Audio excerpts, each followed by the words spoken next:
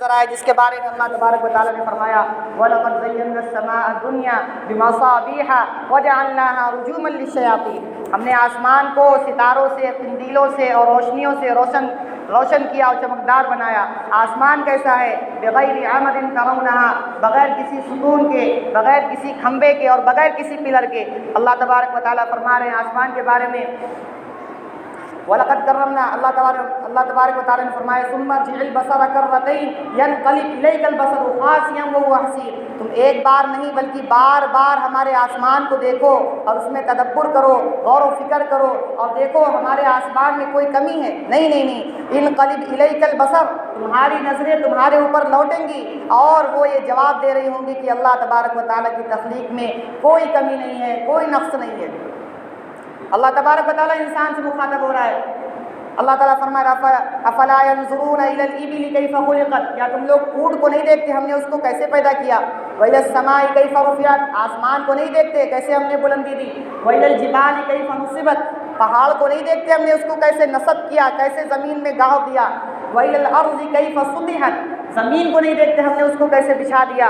اللہ تبارک و تعالیٰ آگے فرما رہے ہیں الم نجعل له عینین، کیا ہم نے تمہیں دو آنکھیں نہیں دی؟ ولسان، کیا زبان نہیں دیا؟ وشفتین، دو ہونٹ نہیں دیے؟ وہدیناہ النجدین، کیا ہم نے تمہیں دونوں راستے نہیں دکھلا دیے؟ اللہ تبارک و تعالیٰ نے دونوں راستے دکھلا دیے۔ یہ تمام الفاظ کے ذریعے اللہ تبارک و تعالیٰ بندے سے مخاطب ہو کر یہ فرمانا چاہ رہے ہیں اے میرے بندے تو میری تخلیق میں غور کر، اپنے اندر غور کر، آسمانوں میں غور کر، میرے بنائے ہوئے جانوروں میں غور کر، درندوں میں غور کر، پرندوں میں غور کر، اور اس کے بعد جب تو غور کرے گا تو اس نتیجے پر پہنچے گا کہ اس پورے کائنات کو بنانے والا ایک تنہا اللہ ہے۔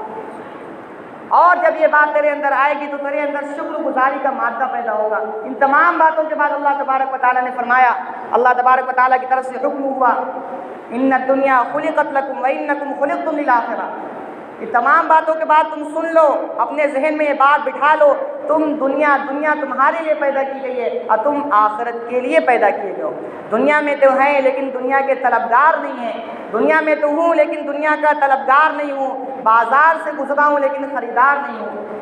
مومن بندہ، جو کامل مومن بندہ ہوتا ہے وہ دنیا میں تو رہتا ہے لیکن دنیا کا طلبگار نہیں ہوتا۔ اس کو پتہ ہے کہ اللہ تبارک و تعالیٰ نے دنیا کو ہمارے لیے پیدا کیا لیکن ہمیں اپنے لیے پیدا کیا۔ وَمَا خَلَقْتُ الْجِنَّ وَالْإِنسَ إِلَّا لِيَعْبُدُونِ، اللہ تبارک و تعالیٰ نے جناتوں کو اور انسانوں کو اپنی عبادت کے لیے پیدا کیا ہے۔ اور یہ جو مہینہ چل رہا ہے، بہت مختصر میں بات کر کے اپنی بات کو ختم کر رہے ہیں، یہ جو مہینہ چل رہا ہے یہ شعبان المعظم کا مہینہ چل رہا ہے۔ رجب، شعبان اور رمضان یہ تینوں مہینے پے در پے آتے ہیں، آگے پیچھے آتے ہیں۔ رجب کے بارے میں آقا مدنی صلی اللہ علیہ وسلم نے ارشاد فرمایا رجب کو باقی مہینوں پر اسی طرح فضیلت حاصل ہے جس طرح قرآن کریم کو باقی کتابوں پر فضیلت حاصل ہے۔ شعبان کے بارے میں فرمایا کہ شعبان کو باقی مہینوں پر اسی طرح فضیلت حاصل ہے جس طرح مجھے باقی انبیاء علیہ الصلاۃ والسلام پر فضیلت حاصل ہے۔ رمضان کے بارے میں فرمایا رمضان المبارک کو باقی مہینوں پر اسی طرح فضیلت حاصل ہے جس طرح اللہ تبارک و تعالیٰ کو تمام مخلوق پر فضیلت حاصل ہے۔ شعبان میں لفظ شعبان ایک مہینے کا نام ہے۔ اس لفظ میں اگر آپ غور کریں تو اس لفظ کے اندر 5 حروف پائے جاتے ہیں، 5 حرف پائے جاتے ہیں، شین، عین، با، الف، نون، اور ہر لفظ کا ایک اپنا الگ معنی ہے۔ شین شرافت سے نکلا ہے، عین علو مرتبت سے نکلا ہے، اور با بر سے نکلا ہے۔ لیس البر ان تولوا، قرآن نے استعمال کیا، بر معنی ہوتا ہے نیکی۔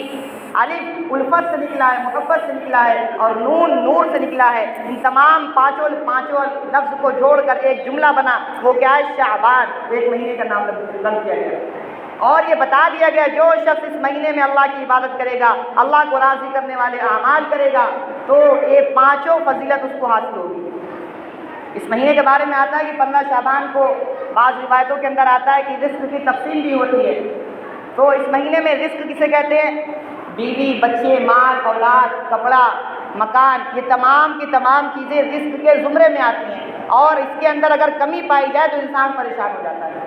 اس لیے اس رات میں ہمیں چاہیے کہ اللہ تبارک و تعالیٰ کی عبادت کریں، اور جس کے پاس تمام خزانوں کی کنجیاں ہیں، وَمَا مِن دَابَّةٍ فِي الْأَرْضِ إِلَّا عَلَى اللَّهِ رِزْقُهَا، دنیا میں جتنی چیزیں بھی چلتی ہیں، چلنے پھرنے والی ہیں، دنیا میں جتنی بھی چیزیں بھی کھانے پینے والی ہیں، ان تمام لوگوں کا تمام مخلوق کا رزق اللہ کے ذمے ہے۔ نحن قسمنا بینہم معیشتہم، لیکن ہاں ہم نے سب کا رزق بانٹا ہے، سب کی معیشت کے اعتبار سے سب کو بانٹا ہے۔ اور اللہ نے فرمایا وَإِن مِّن شَيْءٍ إِلَّا عِندَنَا خَزَائِنُهُ، اللہ تبارک و تعالیٰ دنیا میں جتنی بھی چیزیں ہیں اس کے خزانے اللہ تبارک و تعالیٰ کے پاس موجود ہیں۔ وَمَا نُنَزِّلُهُ إِلَّا بِقَدَرٍ معلوم، ہاں لیکن اللہ تبارک و تعالیٰ معلوم مقدار میں اس کو اتارتے رہتے ہیں۔ جب اللہ تبارک و تعالیٰ کے سامنے کے پاس پورے کے پورے خزانے موجود ہیں، وہ خزانوں کا مالک ہے، لہو مقالید السماوات والارض ہے، دنیا اور آسمان کے خزانوں کی چابیاں تو اسی کے پاس ہیں۔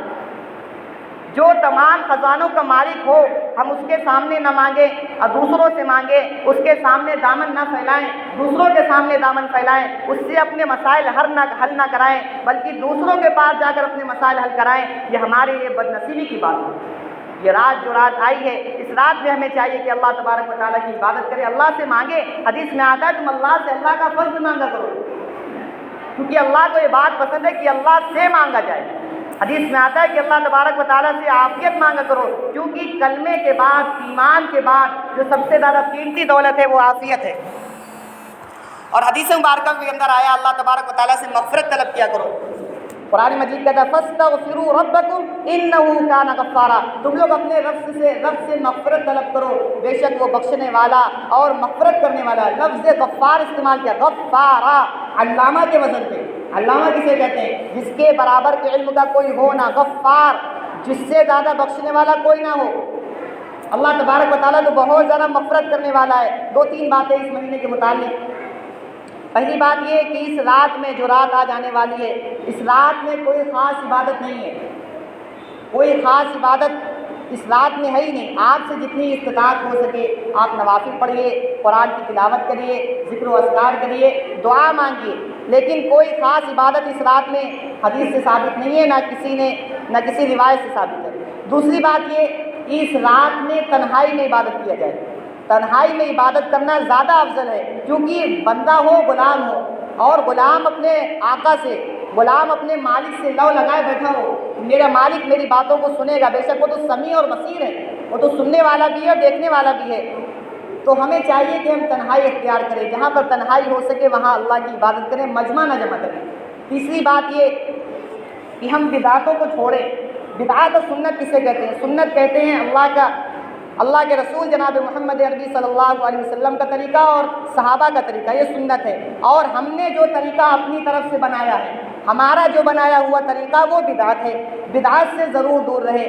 حضرت مفتی شفیع رحمہ اللہ فرمایا کرتے ہیں کہ انسان جب بدعت کے قریب ہوتا ہے تو سنت سے دور ہو جاتا ہے۔ مثال کے طور پر جتنے بھی بدعت ایجاد کرنے والے ہیں اور بدعت میں مبتلا ہیں، ان کو آپ دیکھیں اور مشاہدہ کریں، اس میں اکثر و بیشتر وہی لوگ شامل ہوتے ہیں جو 5 وقت نماز میں نہیں آتے، اس میں اکثر و بیشتر وہی لوگ شامل ہوتے ہیں جو مسجدوں سے دور ہوتے ہیں۔ اس لیے ہمیں چاہیے کہ بدعت سے بچیں۔ اور اللہ کے رسول صلی اللہ علیہ وسلم نے فرمایا، آپ نے تاکید فرمائی ہے جب کسی کے گھر میں کسی کا انتقال ہو، جب میت کا انتقال ہو جائے تو سب سے پہلا کام یہ کرنا چاہیے کہ میت کی وراثت تقسیم کریں شریعت کے مطابق۔ لیکن ہمارا ذہن تو کبھی ادھر جاتا ہی نہیں ہے، ہمارا ذہن کہا جاتا ہے ہمیں 10واں کرنا ہے، 20واں کرنا ہے، 40واں کرنا ہے، اس کی طرف ہمارا ذہن جاتا ہے، یہ بدعت ہے۔ لیکن سنت جو ہے میت کے وقت کہ سب سے پہلے وراثت تقسیم کی جائے۔ بہرحال آخری بات یہ ہے کہ اس رات میں قبرستان تو جائیں لیکن جلدی سے فارغ ہو کر چلے آئیں، کہیں ایسا نہ ہو کہ پوری رات ادھر قبرستان سے والے قبرستان، والے قبرستان سے والے قبرستان، ہماری پوری رات اسی میں چلی جائے اور جو اصل مقصد ہے عبادت، تلاوت، ذکر و اذکار، دعا، اس سے ہم محروم رہ جائیں گے۔ ایسا نہیں کرنا چاہیے، بلکہ اس رات میں بہت تھوڑے سے وقت میں قبرستان جائیں اور فاتحہ پڑھ کے جلدی سے واپس آ جائیں۔ سب سے آخری کام اور جو سب سے اہم کام ہے وہ یہ ہے کہ اس رات میں عشاء کی نماز جماعت کے ساتھ پڑھیں اور فجر کی نماز جماعت کے ساتھ پڑھے۔ جو شخص حدیث مبارکہ کے اندر آتا ہے جو شخص عشاء کی نماز جماعت کے ساتھ پڑھتا ہے اس کو آدھی رات عبادت کرنے کا ثواب ملتا ہے، اور جو